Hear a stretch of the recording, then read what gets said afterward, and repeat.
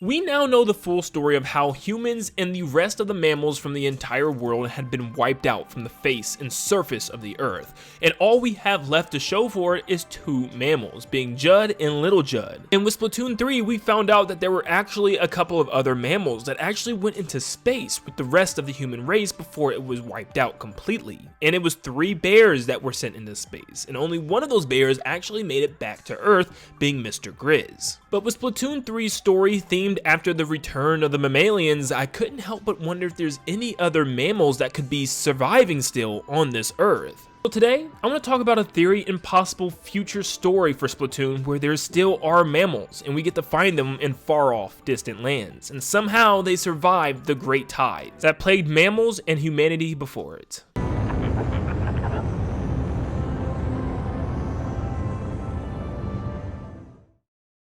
We know that high tide wasn't the only thing that destroyed the world. It was the advanced civilization that eventually destroyed itself, leaving it a barren wasteland, completely inhospitable to life. And of course, the rising tide was also a factor that forced the last of humanity to take refuge inside the crater of a dormant volcano. And we know the accumulated seawater within that crater was actually able to keep marine life alive as well, which we know later on will eventually flourish into inklings and octolings and evolve completely, allowing them to now be Earth's new primary species. But we do know the tides recede, which allow the inklings and the octolings to now refuge over the Earth, which is very interesting to me, because now we do have dry land. We do have places for these creatures to live outside of the water. So, my question is, could there be a chance that any other mammals somehow made refuge during this catastrophe of an event and somehow is alive today? Well, how did Mr. Grizz survive? He was one of the few mammals that actually made it back to Earth. Well, he was part of a mission trip out into space to find a new inhabitable planet, and he was accompanied by 2 other test subject bears. The other bears and the humans did not make it, however, but Mr. Grizz was able to float back to Earth in the ship and actually be able to walk around, which he then plotted his revenge in order to bring back the mammals. Now, Mr. Grizz returned in a miraculous way, a 1 in a million shot for the rocket to hit all the way back on Earth and for him to still be alive in hibernation slumber. But is there a chance that any other mammals could have gone through a very similar situation that Mr. Grizz did? Well, I think there could be. First, I'm going to talk about the humans that protected themselves within the crater of the volcano. How was this possible? I understand it's a very high mountain and probably saved them from a lot of the rising tide, but was the crater always open? Did it allow water to seep in? How were they protected? It does seem that they were able to put a lid on top of the volcano and pretty much make a hatch door at the very top, sealing them shut and protecting them from the outside world catastrophes and rising tides. But the door breaks wide open thanks to the fuzzy ooze that comes up and grabs them straight from above. So yeah, I guess it's safe to say that this entire area is just a buried volcano. I can't help shake the fact that there's definitely some very high places within Earth, some very high mountain ranges and tops of volcanoes that exist in other regions of the world, and we've only really spent time in one area, and that's within Splatsville and Inkopolis. So I do beg the question, could there be other mountain ranges and other high places in parts of the map that was just secluded from all the ongoing conflicts of the war and the natural disasters that plagued them, and were they high enough to dodge all of the high rising sea tide?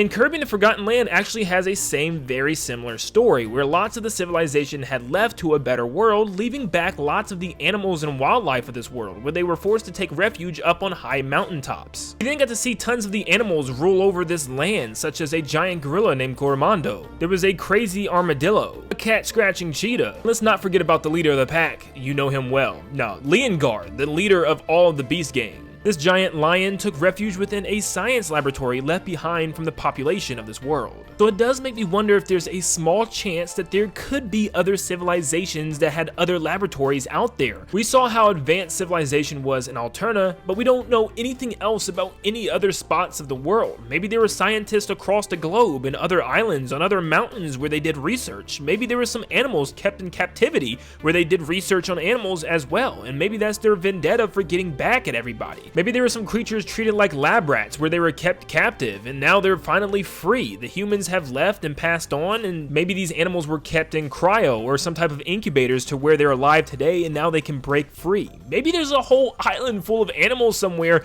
that we just don't know. Now before we continue, guys, if you're really enjoying today's video, make sure you leave a like and subscribe to stay up to date on all things Splatoon and Nintendo in general, and help us reach 200,000 subscribers. We're just 3,000 subs away, and my birthday is actually coming up this Friday, January 20th. It would be an awesome birthday gift to finally hit this milestone of 200,000 subs. So stop what you're doing, leave a like, subscribe, or your entire team is about to get wiped by a giant sea lion with 2 splatter shots. I'm sorry, it could happen. But has there been any evidence so far that mammals could be coming to Splatoon? Well, there actually has been some references with at least the clothes within the game, because right now there are some shirts that actually can reference different land animals. For instance, we have a manatee swag sweatshirt, and it has a manatee on it, but it's actually like a really cool looking manatee. Like, it's actually designed in the Splatoon art style as if this is actually going to eventually be a character in the game. How did they design this character? Who is this based off of? Is this manatee somewhere within the actual world of Splatoon? Is he a popular icon, or is this something that's kind of reminiscing something from the past? We also have the squid satin jacket, which has some jaguars or cats, but this is probably just referencing Judd, because you can see a little bow tie in the front and also the arrow-shaped tail in the back, which is probably, like I said, just a reference to Judd and maybe even little Judd, but it could be referencing maybe some other cats as well. You can even get you some carnivore and herbivore tees from Firefin, which is based off of a cheetah and a zebra. There's even a button-up shirt called the Business Animal that has pieces of cheetah and zebra print on the sides of the shirt. And there's even one that references a panda with the Panda Kung Fu zip jacket. So there are lots of land animals being referenced with these clothes, and it could just be a thing like the dinosaurs, where we actually admire them today because they're all extinct, and maybe it's the same thing going on here. Or maybe there's something that someone knows about that we don't. This could be a fact that some of you don't know yet, but Nintendo was actually going to use Nintendo property-owned characters or bunny rabbits before they were going to the sea animals of Inklings and Octolings. So what if Nintendo makes a cool reference where we get bunnies in the next game, or like an evil bunny from the land, and somehow we get to fight against them and they're the new evil forces that we have to go against? It'll be like sea versus land, or technically surf versus turf. I'm calling it out right now. Splatoon 4 is going to be called Surf versus Turf. I think easing mammals into the lore of Splatoon would be really cool, and starting off with the rabbits would make a lot of sense. I mean, I know we already have some cats and obviously the bears with Mr. Grizz, but what if we even had more? The rabbits would be really cool, and it would be a great reference to where Splatoon originated from.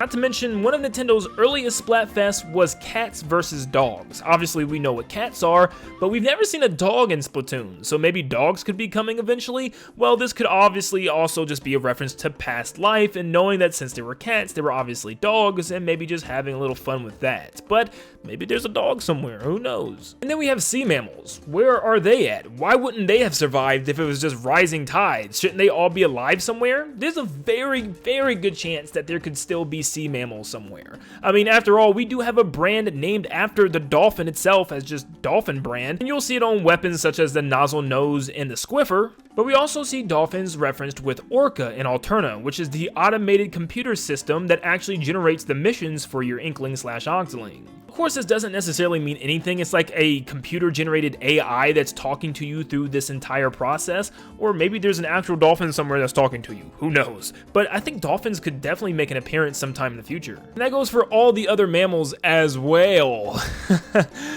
But yeah, where are the rest of the sea mammals? They couldn't have died. I mean, like, they gotta be in the water somewhere. Maybe they're still to come, and maybe that manatee is one of the first ones we're gonna see eventually. Who knows? The last thing that I want to talk about is something that actually kind of creeps me out when I think about it, is what if there's still some humans on the earth somewhere, and we find them one day? What if some of them took refuge and still is alive today, but are trapped somewhere, and we were able to free them? What if there was a bad one, like an evil scientist that's still kind of pulling strings in the background? Or something that I thought would be really cool is maybe there's some type of animal or creature that's keeping a human child, and maybe that baby or child needs saving, and we save it and get to raise it and see it grow throughout the future games. Think of Pinky/Roshan from Ice Age, and even Spider from Avatar 2, The Way of Water. It would kind of just be cool to see a human grow up with the ranks of the Inklings and the Octolings and see them trained in their way of living. But it was so cool to me to see that Commander Tartar was like one of the last remnants of the humans, and it was left to preserve the data of what comes after and to preserve the data data of the humans as well and pass on their knowledge,